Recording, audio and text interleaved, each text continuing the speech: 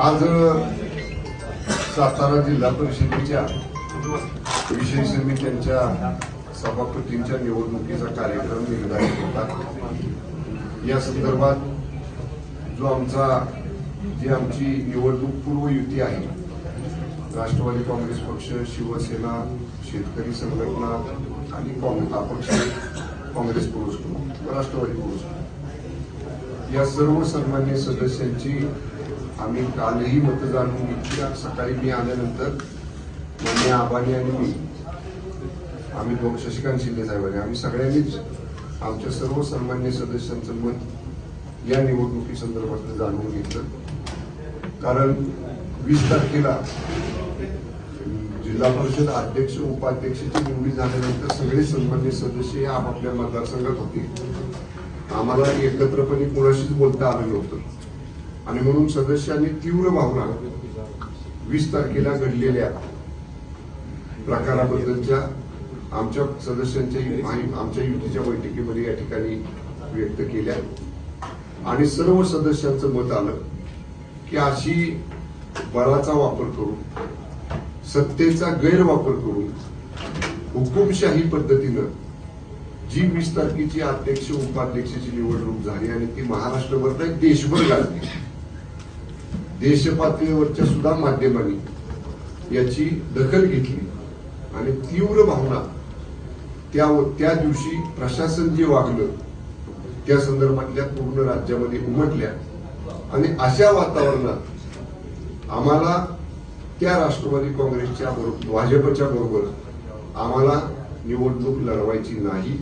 आमचा या संदर्भातला तीव्र निषेध आहे आणि आम्ही कोणत्याही परिस्थितीत या निवडणुकीत सहभाग घेऊ इच्छित नाही।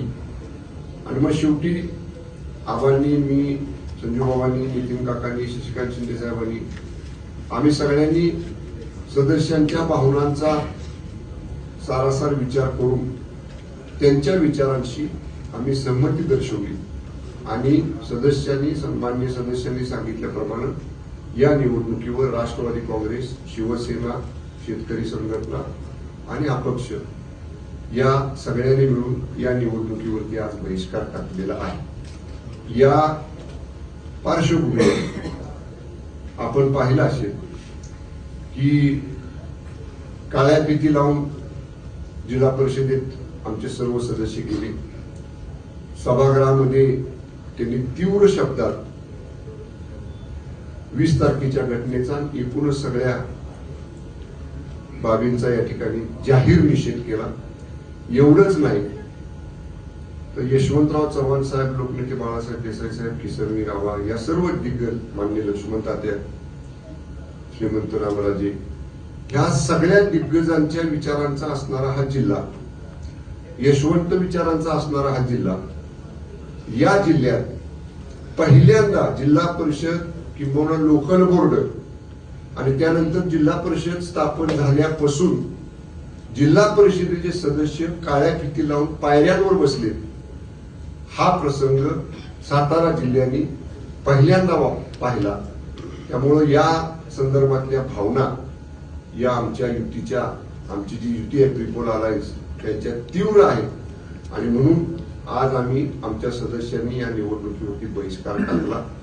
असं जरी असलं तरी कामकाज करताना आमचे सदस्य त्यात सहभागी होतील, जिल्ह्याच्या विकासाच्या प्रश्नावर आमचे सदस्य आवाज उठवतील, आमच्या सदस्यांवर अन्याय झाला तर त्या संदर्भात एका सदस्या संदर्भातला काही प्रकार घडला तर आमचे सगळे सदस्य त्या सदस्याच्या पाठीमागे जिल्हा परिषदेमध्ये उभे राहतील। एवढंच नाही तर मान्य आबा, मी, नितीन काका, संजूबाबा, शशिकांत शिंदे साहेब, आम्ही सगळेजण या सगळ्या सदस्यांच्या आम्ही पाठीशी पूर्ण ताकदीने या ठिकाणी उभे राहू।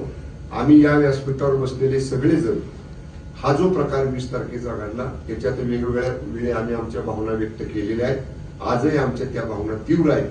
त्यामुळं आमच्या सदस्यांचा जो निर्णय होता त्या निर्णयाशी आम्ही जिल्ह्यातले नेते म्हणून आमच्या युतीचे आम्ही सहमती त्याला दर्शवलेली आहे। आपले काही प्रश्न असतील तर एक आबा बोलतील, 1 मिनिट तुम्ही बोलता। आबांनाच प्रश्न आहे। राष्ट्रवादीचे जे काही सदस्य आहेत त्यांची फोडाफोडी काही त्यांची थांबलेली दिसत नाही. भाजपकडून अजून विराज शिंदे यांच्या पत्नी ज्या ऋतुजा शिंदे आहेत त्यांना फोडण्यात आलं, त्यांना आता सभापतीपद देण्यात आलं. ही राष्ट्रवादीची गळती ही भाजपनं सुरू केलेली दिसतीये, याकडे तुम्ही कसं बघताय? कसं आहे, आपण बघितलं की ज्याचा उल्लेख पालकमंत्र्यांनी केला, आज आम्ही बहिष्कार का टाकला? प्रशासनाचा प्रचंड वापर या मंडळींनी सुरू केला आणि त्यामुळं आज आम्ही त्या सर्व गोष्टींचा जाहीरपणाने निषेध केला की जो जिल्हा पुरोगामी विचारसरणीचा जिल्हा आहे, यशवंत विचाराचा जिल्हा आहे, या जिल्ह्यामध्ये जर लोकशाहीचा खून होत असेल तर हे आम्ही या जिल्ह्यातल्या मातीमध्ये आमचाही जन्म झाला, या जिल्ह्याचे संस्कार आमच्यावर आहेत, त्यामुळं अशा पद्धतीचं राजकारण आम्ही कदापिही चालू देणार नाही. त्यांनी फोडाफोडीचं राजकारण केलंय, कशा पद्धतीनं त्यांचं राजकारण चाललंय, प्रचंड पैशाचा प्रशासनाचा बळाचा वापर करून प्रशासकीय त्यांनी या पद्धतीनं हा प्रयोग सुरू केलेला आहे. त्यामुळे त्याचा आज आम्ही जाहीरपणाने निषेध केलेला आहे.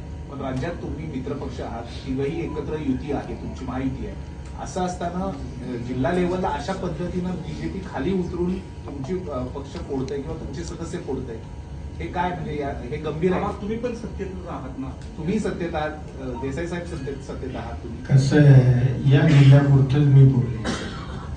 मुळामध्ये जिल्हा परिषदेच्या निवडणुका ज्या वेळेला जाहीर झाल्या त्यावेळेला या जिल्ह्यातल्या भारतीय जनता पार्टीनं आम्ही स्वबळावर इलेक्शन लढणार असं त्यांनी जाहीर केलं. पालकमंत्री सन्माननीय पालकमंत्री महोदयांनी त्यावेळेला तिन्ही पक्षाच्या युतीच्या अनुषंगानं बैठका बोलवल्या होत्या. दुर्दैवानं ती मंडळी त्या बैठकीला उपस्थित राहिली नाही आणि मग ट्रिपल अलायन्स आमचं आणि शिवसेनेचं झालं आणि ते अलायन्स आज शेवटच्या क्षणापर्यंत टिकवणं ही आमच्या दोघांची नैतिक जबाबदारी होती. ती जबाबदारी आम्ही या जिल्ह्यामध्ये पार पाडण्याचा प्रामाणिक प्रयत्न केला. ते त्यांच्या पद्धतीनं लढले, आम्ही आमच्या पद्धतीने लढलो, याच्यापेक्षा काही नाही. आपण दोन सदस्य राष्ट्रवादीचे आज सभापतीसाठी अर्ज भरलाय, ते कुणाचे नक्की, तुमचे आहेत का भाजपचे? आता जर त्यांच्या बाजूने अर्ज भरला असेल तर त्यांच्याच सदस्यांना कारवाई काय होणार? कारवाई आम्ही सगळी करणार आहे. म्हणजे जे शिस्तभंग पक्ष शिस्तभंग केलाय त्याची कारवाई आम्ही करणार आहे. जे 20 तारखेला जी घटना, जे बेकायदेशीर अध्यक्ष उपाध्यक्ष त्या पदावर बसलेत, या संदर्भामध्ये सुद्धा आम्ही कोर्टामध्ये जाऊन सन्मान्य कोर्टाला आम्ही या संदर्भात न्याय मागू. आता कामेश कांबळे आज गैरहजर दिसले, ते नेमके पुण्यात आहेत. आता ते गैरहजरच होते, त्या संदर्भामध्ये सगळेच संदिग्ध आहोत. अलग लक्षात बघूया काय सकाळी ते फॉर हॉटेलला पण होते, फॉर हॉटेलला पण होते ते. काही मंत्री महोदयांची त्यांनी भेट घेतली. आता आम्हाला काही माहित नाही, ते फोनला होते ते त्यांनाच विचारा, कारण फोनला काय आम्ही नव्हतो, त्यामुळे ते कुठं होते काय हे आम्ही सांगू शकतो. कालपर्यंत वाटाघाटीच्या चर्चा सुरू होत्या, अशा प्रकारच्या गोष्टी नाही, काही वाटाघाटी काहीच नव्हत्या. तशा पद्धतीचा कुठलाही प्रस्ताव ना त्यांनी ना आम्ही अशी कुठल्याही वाटाघाटीची चर्चा झाली. आणि भाजपची काय बैठक वगैरे झाली का? त्याची चर्चा सांगतात का वाटाघाटी नाहीत म्हणून? नाही झाली का बैठक? सांगतात ते ना. मी सांगितलं ना, अशी कुठलीच चर्चा नाही.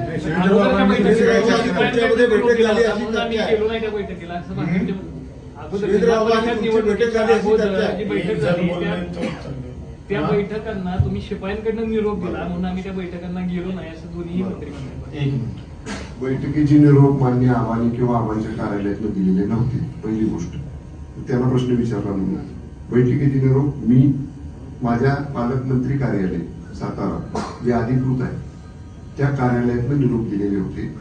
माझ्याकडे त्या निरोपाच्या नोंदी आहेत. कुणाच्या स्वीय सहाय्यकाकडे निरोप दिला, कुणाच्या कुठल्या व्यक्तीजवळ निरोप दिला, शिपायाजवळ किंवा आमच्याकडच्या शिपायानं असा निरोप दिलेला नाही. देसाई साहेब, आपण म्हटलं की आजच्या निवडणूक प्रक्रियेवर आम्ही बहिष्कार घातला म्हणून, पण प्रत्यक्ष त्या ठिकाणी आपले सदस्य जे होते काँग्रेस राष्ट्रवादीचे आणि शिवसेनेचे, त्यांनी सांगितलं की आम्हाला अर्ज भरायला जाऊ दिलं नाही, आज त्या प्रक्रियेपासून आम्हाला रोखलं. नाही, असं नाही. ते अध्यक्ष आजच्या नाही, नाही, मी सांगतो विषय असा आहे की अध्यक्ष उपाध्यक्ष निवडीला तुम्ही मोबाईल अलाव करता सभागृहामध्ये. काही लोकांना, विशिष्ट लोकांना तुम्ही सभागृहामध्ये मोबाईल अलाव केले आणि आज सभापती निवडीला तुम्ही मोबाईल आमच्या सदस्यांना नेण्यापासून त्या ठिकाणी रोखलं. त्यामुळे आमच्या सदस्यांनी तिथं निषेध केला, घोषणा दिल्या. आलं का लक्षात? त्यामुळं जे प्रशासनाचा जो या जिल्ह्यामध्ये दुजाभाव चाललेला आहे, याकरता या संदर्भामध्ये आमचे सदस्य घोषणा देत होते, सभागृहात गेले, तिथं निषेध नोंदवला आणि आम्ही अर्ज न भरता तिथून निघून आलो. सदस्य कारण मुळामध्ये 12च्या नंतर आमचे सदस्य सभागृहात जाऊ शकले, 12:10 आलं का लक्षात? त्यामुळे या सगळ्या घटनेचा निषेध आमच्या सभासदांनी तिथंच केला. साहेब, आम्हा सदस्यांचं म्हणणं असं आहे की आम्हाला फॉर्म भरायचे होते पण आम्हाला पोचू दिलं नाही तिथपर्यंत. प्रशासनानं खाली आमचा अर्धा पाऊण तास घेतला, तिथं पुढे वर आलं, त्यामुळे आम्हाला पोचू दिलं असं सभासदांचं सांगणं. हो, बरोबर आहे. मुळामध्ये त्यांना तिथं विहित वेळेत पोचूच द्यायचं नव्हतं. आलं का लक्षात? 12:10 जर आमचे सभासद सभागृहात जात असतील आणि 12 वाजता जर अर्ज भरण्याची शेवटची मुदत असेल तर त्याचं उत्तर तुम्ही नाही बरं का, आपल्या प्रश्नाचं उत्तर आहे, आम्ही बहिष्कार टाकायचा निर्णय इथं घेतला, सगळे सदस्य होते. त्यांनी तुम्हाला हे सांगितलं आमच्या सदस्यांनी की आम्हाला जायला तिने आतमध्ये डिले केला, उशीर केला, जाणीवपूर्वक 3 ठिकाणी तपासलं. आमच्या सन्मान्य सदस्यांचं तुम्हाला सांगण्यापाठीमागचा उद्देश तोच होता की आम्हाला त्यांना कुठेतरी वाटत होतं की हे लोक अर्ज भरतील आणि म्हणून त्यांना डिले करायसाठी त्यांना 4 वेळा त्यांच्या तपासण्या केल्या. म्हणजे आपल्याला सदस्यांनी सांगितलं, त्याचा जर विचार केला तर परत एकदा 20 तारखेची पुनरावृत्ती म्हणजे प्रशासनाला हाताला धरून एका विशिष्ट युतीतल्या त्रिकोण अलायन्स मधल्या सदस्यांचा एकदा सोडून 4 वेळा तपासण्या करायच्या, त्यांना डिले करायचा आत जायला, हे आमच्या सदस्यांनी आपल्याला सांगण्याचा प्रयत्न केला. तर कारवाई किती लोकांवर होणार आहे टोटली? या संदर्भामध्ये आमच्या त्रिकोण अलायन्सच्या बैठकीमध्ये चर्चा झालेली आहे. ज्यांना आम्ही व्हीप बजावलेला होता, दोन्ही बाजूंनी ज्यांनी व्हीपचं उल्लंघन केलेलं आहे त्यांच्यावरती शिस्तभंगाच्या कारवाईची प्रक्रिया लवकरात लवकर आम्ही चालू करतो. ते किती सदस्य आहेत तुम्ही माहिती घ्या ना, ज्यांना व्हीप मिळाला. आमचे सदस्य किती आहेत तुम्हाला माहिती आहे? दाखल केल्यानंतर कळलंच ना दाखल केले. ओके, दाखल करायला इतका उशीर का केला? कारण 20 तारखेलाच त्या गोष्टी क्लिअर झाल्यात. या संदर्भामध्ये शिवसेनेचं पिटिशन दाखल झालेलं आहे डिस्क्वालिफिकेशनचं आणि त्याच्यामध्ये काही डॉक्युमेंट्स राष्ट्रवादी काँग्रेस पक्षाला उपलब्ध करायची होती, ती उपलब्ध झाली की कदाचित आवाच्या संदर्भात आपल्याला सांगतील. त्यांच्याकडनं पण कदाचित तशीच कारवाई पुढे होईल. मागे 20 मार्चला ज्यावेळी ज्या घडामोडी घडल्या होत्या त्यानंतर मग तुम्ही प्रेस कॉन्फरन्स घेऊन त्यावेळी म्हणाला होता की भाजपने याची जरी सुरुवात केली तर शेवट तुम्ही करणार आहात. एवढा शेवट नसतो. सभापती निवडून शेवट 5 वर्ष कालावधी ना जिल्हा परिषदचा, का संपला अजून नाही ना. सभापती निवडी झाले म्हणजे जिल्हा परिषदच्या राजकारणाचा कालावधी संपला असं नाही. तर 5 वर्षाच्या महिना बी अजून झालेला नाही. आगे देखू खालनं अजून बरंच पाणी. आता सुरुवात झाली. पण याचा हिशेब चुकता होणार. आम्ही जे बोलतो ते करू दाखवू. ठीक आहे. कामेश कांबळे, लता करणे असतील किंवा विराज शिंदे असतील, हे सगळे भाजपच्या मंत्र्यांच्या एकदम जवळचे होते. म्हणून उमेदवाराची निवड करताना काही चुकी झाली असं काही चुकी झाली विषय कसा आहे, आम्ही काही जोर जबरदस्ती कुणाला उमेदवारी दिली का? त्यांनी आमच्या पक्षामध्ये प्रवेश केला, मुलाखती दिल्या, अधिकृतपणानं त्यांच्या मुलाखती आम्ही घेऊन त्यांची उमेदवारी अंतिम केली. आणि आता ज्यांनी पक्षाच्या विरोधामध्ये ज्यांनी भूमिका घेतली त्याच्यावर कायदेशीर कारवाई होणारच. आमदार महेश शिंदेच्या बाबतीत काय? या संदर्भामध्ये 20 आणि 21 तारखेला जिल्हा परिषद 20 तारखेला जिल्हा परिषद अध्यक्ष उपाध्यक्ष निवडीच्या वेळी आमदार महेश शिंदे साहेबांच्या नेतृत्वाखाली ज्या 2 सन्मान्य सदस्यांना आपण एबी फॉर्म दिलेले होते त्याचा विस्तृत अहवाल पक्षाच्या मध्यवर्ती कार्यालयामध्ये विशेषतः मान्य मुख्य नेते मान्य उपमुख्यमंत्री शिंदे साहेबांच्याकडे माझा गोपनीय अहवाल मी सादर केलेला आहे. आता या संदर्भातला निर्णय मध्यवर्ती समिती, आमची शिस्तपालन समिती जी आहे पक्षाची, त्या मध्यवर्ती शिस्तपालन समितीची बैठक होईल. त्या अहवालावरती चर्चा होईल आणि नियमाप्रमाणे ज्या ज्या त्याला स्टेप्स आहेत त्यानुसार पक्षाच्या शिस्तपालन समितीमधनं या बाबतीतला निर्णय घेतला जाईल. संपू संपवायचं नाही ना प्रश्न कोणाचे? शक्तीपीठ जे आपल्या जिल्ह्यातून जाते आता महामार्ग जाणार आहे त्याच्या संदर्भामध्ये पालकमंत्री म्हणून तुम्हाला काय वाटतं? तिथल्या लोकांची संमती आहे नाही आहे? मुळात शक्तीपीठ आपल्या जिल्ह्यातनं जातोय हे वर्तमानपत्रात वाचल्यावर पालकमंत्र्यांना कळलं. आलं का लक्षात? त्यामुळं आता ज्या विभागाचं शक्तीपीठ आहे त्या विभागाकडनं त्या विभागाला जर वाटलं पालकमंत्र्याला अपडेट करावं तर ते मला कळतील, नाही तर जिल्हा नियोजनच्या समितीमध्ये सन्मान्य आमदार त्याच्यावरती प्रश्न उपस्थित करतील. बीपीडीसीच्या बैठकीत त्याच्यावर चर्चा होईल. त्या प्रश्न आहे. संदर्भात तुमच्याकडे निगेटिव्हली शेतकरी आलेत का? कोण गावकरी आलेत? शेतकऱ्यांना पण माहित नाही, पालकमंत्र्यांना माहित नाही. माहिती आहे की पालकमंत्र्याला ह्यातलं काही माहिती नाही. त्यामुळे ज्याला माहित नाही त्याच्याकडे जाऊन काय उपयोग? शेतकरी पण माझ्याकडे येणारच नाही, त्याला माहिती नाही, ह्याला काही सांगितलेलंच नाही. आबा, तुमचं काय आव्हानाचा मत प्रश्न आहे. माझा उलट म्हणजे तुमचे प्रश्न संपले असतील तर आव्हानाचा एक प्रश्न आहे की वाई नगरपालिकेमध्ये सुद्धा भाजपनं राष्ट्रवादीचे काही सदस्य फोडण्याचा प्रयत्न केला किंवा काय फोडले, तर त्यातनं तुम्ही काही शिकला नाही का? जिल्हा परिषदेला आता असं होऊ शकतं किंवा काय? विषय कसा आहे, ठीक आहे, राजकारणामध्ये जे पराजय, ठीक आहे, आज आमचे सदस्य फोडले, ती वेळ त्यांच्यावरही येणार, आलं का लक्षात? शेवट कसं आणि एक समजून घ्या, आम्ही काही काल राजकारणात आलेलो नाही, आलं लक्षात? हे अनिल राणे. माझ्या कुटुंबामध्ये 50-60 वर्ष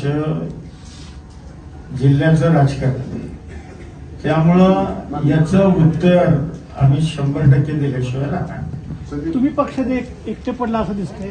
तुमच्या बाजूने राष्ट्रवादी उभी राहिलेलं आहे. कोण म्हणतं? नाही, आम्ही म्हणतोय कोण म्हणतो? तसं दिसतंय चित्र जिल्ह्यात सुद्धा. नाही नाही. सभागृहामध्ये ज्यावेळेला चर्चा सुरू झाली या विषयाची त्यावेळेला पालकमंत्र्यांच्या पाठीमागं शिवसेना उभी राहिली, तुमच्या पाठीमागं तुमचा पक्ष उभा तुम्हाला राहिला. सभागृहातलं माहिती आहे, वरच्या परिषदेमध्ये काय बघितलं तुम्ही?